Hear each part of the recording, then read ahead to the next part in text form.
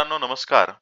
मी किरण नागरगोजे आणि मी AI engineer आहे आणि ए-आय मध्ये मी पी-एच-डी करत आहे.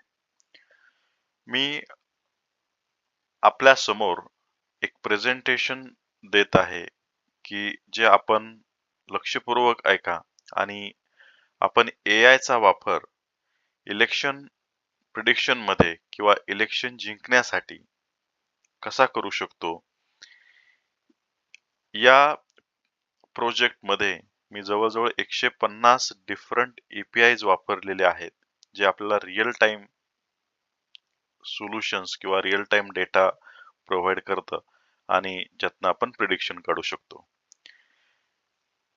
नेक्स्ट जनरेशन पॉलिटिकल इंटेलिजन्स याच्यामध्ये आपण मल्टी एजंट सिस्टीम पण वापरलेली आहे आणि रिअल टाइम इंटेलिजन्स आपण घेतोय त्या स्पेसिफिक एरिया मधले जे आपण एरिया मेन्शन करणार आहोत त्यातल्या लोकांच्या भावना आपण घेतोय आणि we can find out the election will बी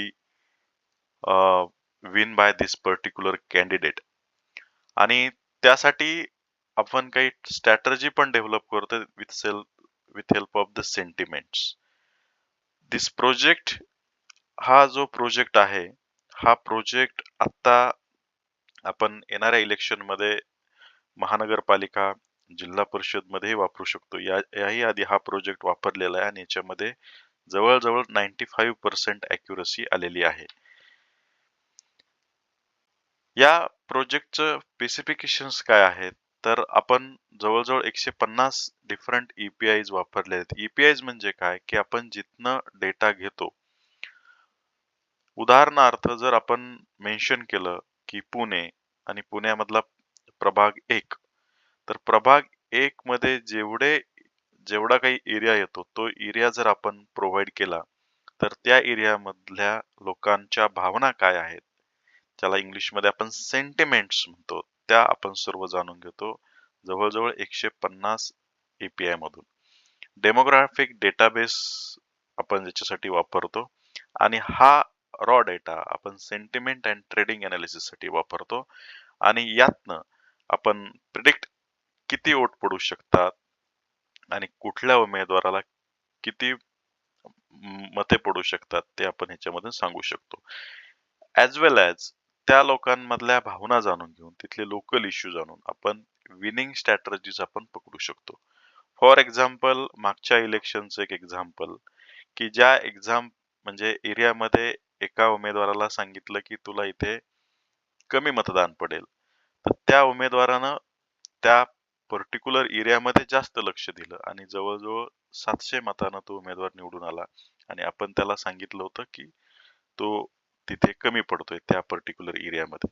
तर ह्याचं वैशिष्ट्य आहे. This is comprehensive real time intelligence multiple EPI आपण कॅटेगरीज वापरलेले आहेत. याला आपण सर्च आणि ट्रेडिंग वापरलेले, सोशल मीडियाचं वापरलंय, न्यूज आणि मीडिया वापरले, डेमोग्राफिक डेटाबेस वापरलेला आहे आणि AI प्रोसेसिंग पण केलेलं आहे. आणि या प्रोजेक्ट मधून आपण करेक्ट अनालिसिस पाहू शकतो. त्या संदर्भातलाही डेमो मी टाकणार आहे. मल्टी एजंट सिस्टीम स्ट्रक्चर्ड आपण त्याच्यासाठी वापरलेला आहे. हे मी टेक्निकल का देतोय, कारण याच्या मागे खूप कष्ट आहेत आणि याच्या मागे खूप मोठा प्रोजेक्ट आहे. म्हणून मला हे टेक्निकल याच्यामध्ये द्यावं लागतं की टोकन आपण किती वापरलेत, हिस्ट्री आपण किती वापरलेली आहे त्या पर्टिक्युलर एरिया मधली, वोटर सेगमेंटेशन वापरलेलं आहे, हिस्टोलॉजिकल पॅटर्न्स आपण घेतलेला आहे. त्याच्यानंतर winning strategy best worst and worst scenario मध्ये सुद्धा म्हणजे पडण्याच्या स्थितीतला उमेदवार पण आपण निवडून आणू शकतो या स्ट्रॅटर्जी मधून.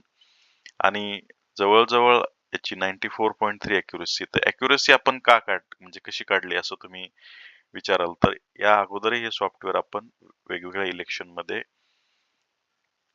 वापरलेलं आहे आणि त्याच्यावरनं आपण ही अॅक्युरसी मेंटेन करतोय किंवा सांगू शकतो. आणि प्रत्येक 15 मिनिटाला हे सगळे सेंटिमेंट्स आपण अपडेट करत राहतो किंवा API अपडेट करत राहतात. तर या AI चा वापर येणाऱ्या इलेक्शन मध्ये महानगरपालिका आणि जिल्हा परिषद इलेक्शन मध्ये आपण 2 पद्धतीने करू शकतो. एक तर कॅन्डिडेट निवडताना म्हणजे पार्टीज सुद्धा याचा उपयोग करू शकतात. कुणाला तिकीट दिल्यावर कोण निवडून येऊ शकतं, तो एक भाग. त्यानंतर तिकीट वाटप झाल्यानंतर कोण निवडून येऊ शकतं, आपण हे जर डे आफ्टर डे 2-3 दिवसाला आपण चेक करत राहिलो, तरीही त्याचं आपल्याला सेंटिमेंट अनालिसिस कळेल आणि आपण त्याच्यामध्ये स्ट्रॅटेजिकली बदल करून आपला उमेदवार हा निवडून आणू शकतो.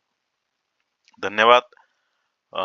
तुम्ही याचा जास्तीत जास्त उपयोग करून घ्यावा आणि आपलं इलेक्शन तुम्ही जिंकावं अशा शुभेच्छा. Thank you.